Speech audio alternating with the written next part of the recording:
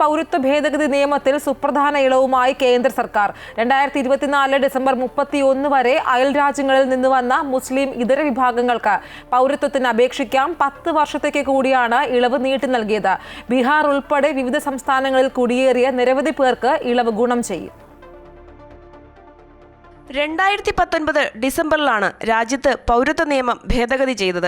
2014 December 31 വരെയുള്ള കാലയളവിൽ രാജ്യത്തെത്തിയവർക്ക് പൗരത്വം അനുവദിക്കാനായിരുന്നു തീരുമാനം. ഈ തീരുമാനത്തിലാണ് നിർണായക ഇടപെടൽ ഇപ്പോൾ കേന്ദ്ര സർക്കാർ നടത്തിയിരിക്കുന്നത്. കേന്ദ്ര ആഭ്യന്തര മന്ത്രാലയം പുറത്തിറക്കിയ ഉത്തരവ് പ്രകാരം 10 വർഷം കൂടി ഇളവ് നീട്ടി നൽകി. ഇതുപ്രകാരം 2024 ഡിസംബർ 31-നുള്ളിൽ രാജ്യത്തെത്തിയ അയൽ സംസ്ഥാനങ്ങളിലെ മുസ്ലിമേതര ന്യൂനപക്ഷങ്ങൾക്ക് പൗരത്വത്തിന് അപേക്ഷിക്കാം. പാകിസ്ഥാൻ, ബംഗ്ലാദേശ്, അഫ്ഗാനിസ്ഥാൻ എന്നിവിടങ്ങളിൽ നിന്നുള്ള ഹിന്ദുക്കൾ, സിഖുകാർ, ബുദ്ധമതക്കാർ, ജൈനന്മാർ, പാഴ്സികൾ, ക്രിസ്ത്യാനികൾ എന്നിവർക്കാണ് ആനുകൂല്യത്തിന്റെ ഗുണം ലഭിക്കുക.